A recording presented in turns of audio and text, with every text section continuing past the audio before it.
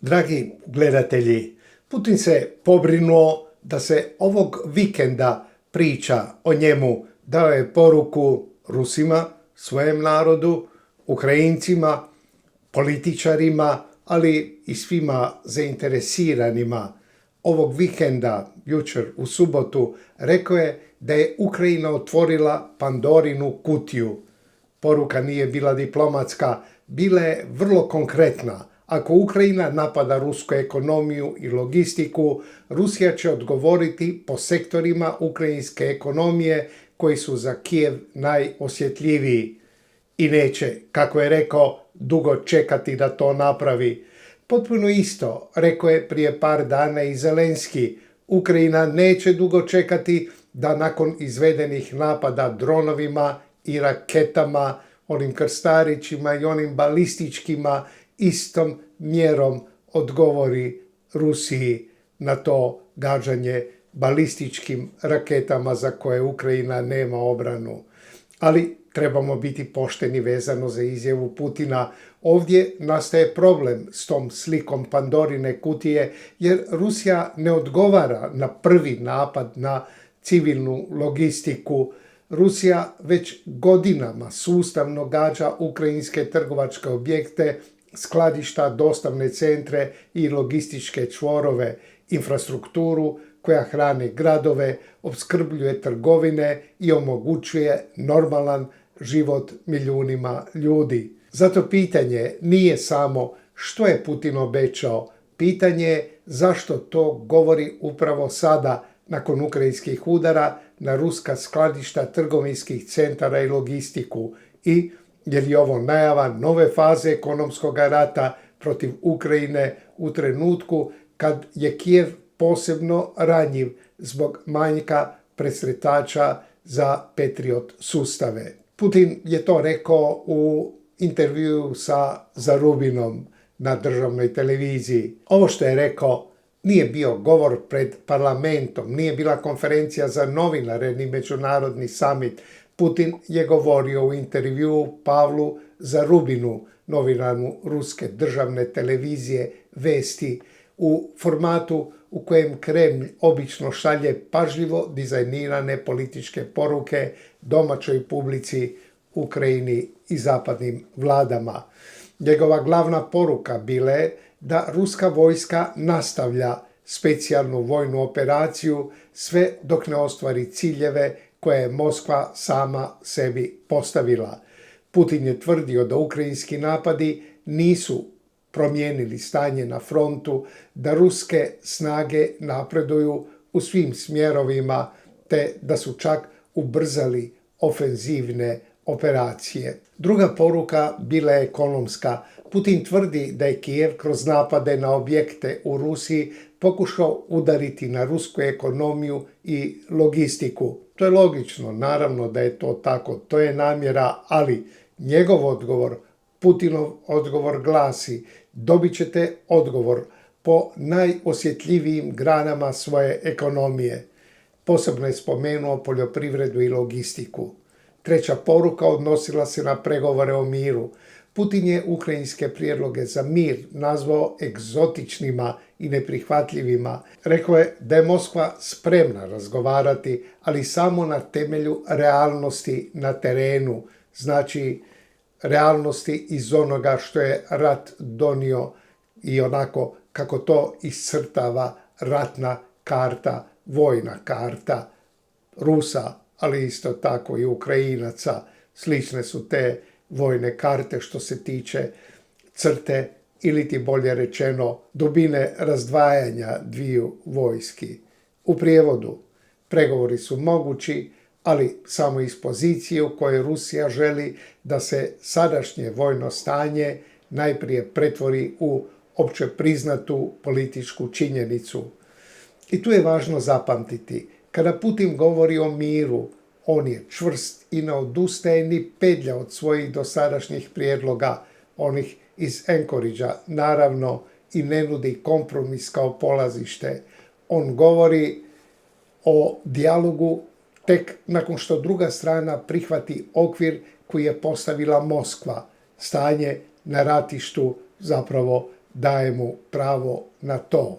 Putin kaže da je Ukrajina otvorila Pandorinu kutiju napadima na ruske civilne i gospodarske ciljeve. No, ova metafora prešućuje cijelu kronologiju rata. Ruski napadi već su prije, a i cijelo vrijeme, pogađaju velik broj ukrajinskih objekata civilne trgovine i logistike. Uzmimo samo lanac Epicenter, jedan od velikih ukrajinskih trgovačkih sustava.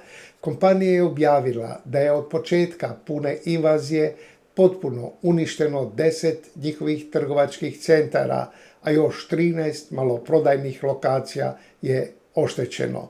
Među potpuno uništenim Epicentrovim centrima kompanija navodi objekte u Mariupolju, Černihviju, Buči, Nikopolju, Harkivu, Kajmanskom, Hersonu, gdje su uništena 2 centra, zatim u Sumiju i Krivom Rihu. To nisu apstraktni gospodarski kapaciteti, to su trgovine, skladišta, roba za kućanstva i lokalna infrastruktura svakodnevice. I obrazac se nastavio ovog mjeseca. U Zaporižju je 12. kolovoza ruski napad dronom uništio Epicentrov trgovački centar. No još je važniji logistički udar početkom kolovoza. U noći s 4. na 5. kolovoza pogođena su 2 ključna epicentrova kompleksa.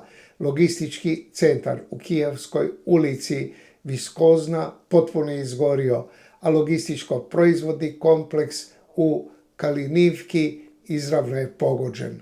U tim je udarima poginuo 1 zaposlenik, a 3 su ozlijeđena. To je logika modernog rata. Pogorite skladište, distribuciju i dostavu, pa posljedice osjeća cijeli grad i osjeća ih cijela zemlja i osjeća ih svaki stanovnik, u ovom slučaju Ukrajine, a jednako tamo i Rusije, gdje pogode ukrajinske rakete u tom području.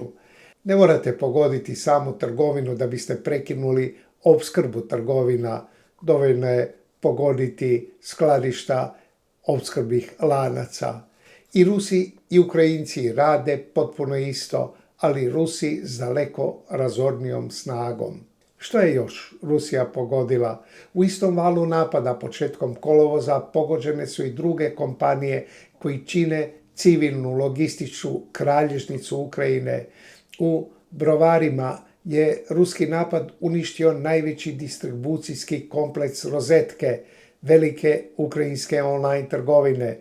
Objekt je prethodno već bio građan dronovima, a zatim je pogođen s 3 balistička projektila i procijenjen je kao nepopravljivo uništen. To se događa kad i balistička raketa padne na krov kuće. Pogođena je infrastruktura Fozi grupe koja stoji iza lanca poput Silpa i Fora, zatim skladište infrastrukture Novusa, sortirni kapaciteti Nove pošte te objekti DNK Logistik. Rusko ministarstvo obrane te je objekte nazvalo kao centre dvojne namjene, dok pogođene kompanije i ukrajinska strana govore o civilnim skladištima i distribucijskim čvorovima. Drugim riječima, Putin sada prijeti upravo onim područjima koje je Rusija već dugo uključila u svoju listu ciljeva: trgovačka infrastruktura, skladišta, prijevoz, distribucija i kapacitet Ukrajine da funkcionira kao civilno društvo. Ali te Putinove riječi nisu pucanj u prazno, to da je otvorena Pandorina kutija i to da će još više raketirati i uništavati ciljeve u Ukrajini. Teško će Ukrajina preživjeti ovu zimu ako ta zima bude jaka kao što jesu ukrajinske zime. O tome treba voditi računa Zelenski i ni najmanje nisam siguran da mu je dobra taktika napadati izravno Moskvu i Rusiju po dubini, izazivati ih još više. Vojni ciljevi još mogu imati svrhu i to mogu razumjeti, naći opravdanje za to, ali civilna infrastruktura i napadanje civilne infrastrukture, pa to je zaista pogubno. A što Ukrajina gađa u Rusiji? Ukrajina je posljednjih tjedana proširila pritisak na rusku ekonomsku i logističku infrastrukturu. Prema javno dostupnim izvještajima, među najpoznatijim imenovanim ciljevima bili su logistički i skladišti objekti povezani s Ozenom, velikom ruskom online trgovinom, zatim logistički kapaciteti kao što je onaj Wilbrajsa, kao i distribucijskog prehrambenog lanca Lenta. Važna je razlika između onog što gađaju Rusi i onog što gađaju Ukrajinci. Za sada nema čvrste javne potvrde da su ukrajinski napadi u ovom kontekstu pogodili ruske shopping centre otvorene kupcima poput velikih molova recimo. Pretežno se govori o skladištima, logističkim centrima i gospodarskoj infrastrukturi. To ne znači da napadi ne mogu pogoditi civilnu imovinu ili ugroziti civile. Znači samo da treba precizno opisivati ono što je potvrđeno. Kijev u njima vidi način da poskupi rat za Rusiju, da poremeti gorivo, prijevoz, skladištenje i ekonomski promet. Putin sada taj obrazac koristi kao političko opravdanje za daljnje udare na Ukrajinu. No, sada je sve veća samouvjerenost Kremlja i još veća je ranjivost Kijeva. Putinov nastup djeluje sigurno, čvrsto i s punom vjerom u sebe. Tvrdi da njegova vojska napreduje, da ukrajinski udari nemaju učinka i da ruski odgovori imaju daleko veći učinak. I to je točno, da imaju daleko veći učinak. Ali sam naglasak na logistici i osjetljivim sektorima pokazuje i nešto drugo. Udari na rusku pozadinu ipak su dovoljno važni da Kremlj o njima javno govori i najavljuje odmazdu, i to osobno Putin. Kijev je pritom u iznimno teškoj poziciji u protuzračnoj obrani. Ukrajinski predsjednik Zelenski rekao je da su isporuke raketa presretača u 2026. pale na otprilike trećinu od prošlogodišnje razine. Ukrajina je dugo imala manjak američkih Patriot presretača, a problem se zaoštrio dok Rusija pojačava balističke napade na Kijev i druge gradove. Patriot nije jedini sustav protuzračne obrane, ali je presudan dio ukrajinske obrane od najopasnijih prijetnji, a to su balističke prijetnje balističkim raketama. Bez dovoljnog broja presretača i najbolji Lancer ostaje ograničeno sredstvo, ne služi ničemu.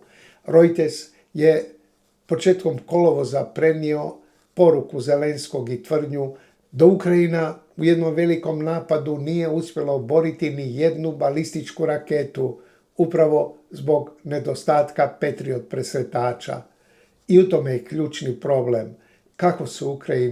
Pitanje je kako se Ukrajina može obraniti ako ne može srušiti ni jedan balistički projektil, a Rusija ih ima u izobilju.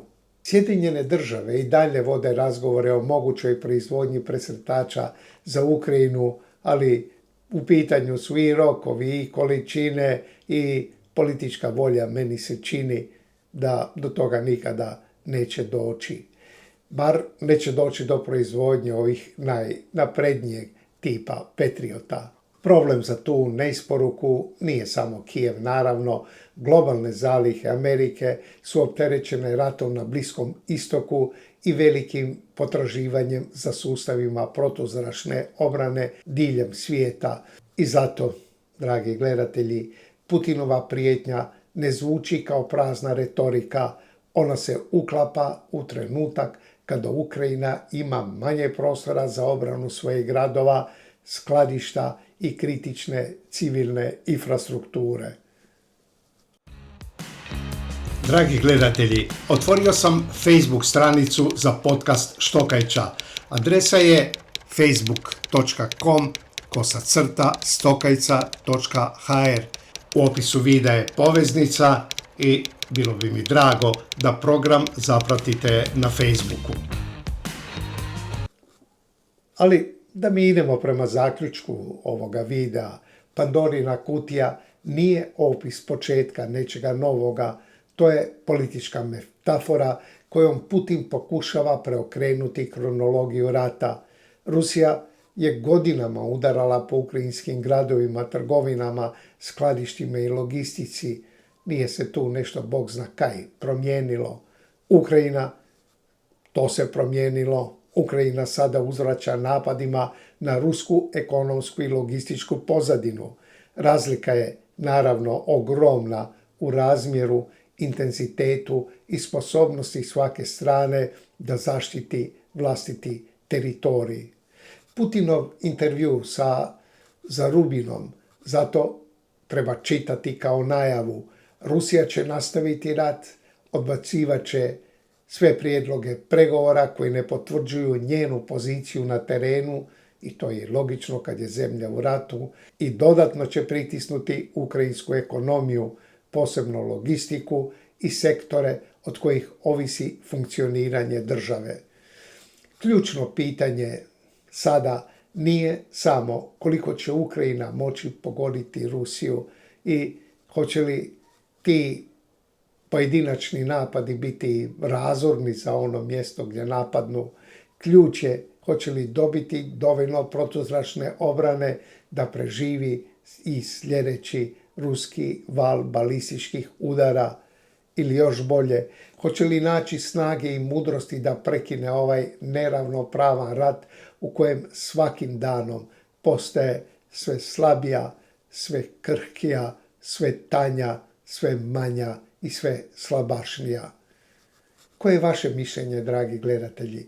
Hoće li ukrajinski udari na rusku logistiku natjerati Moskvu na veću eskalaciju ili će prvi put ozbiljnije povećati cijenu rata unutar same Rusije?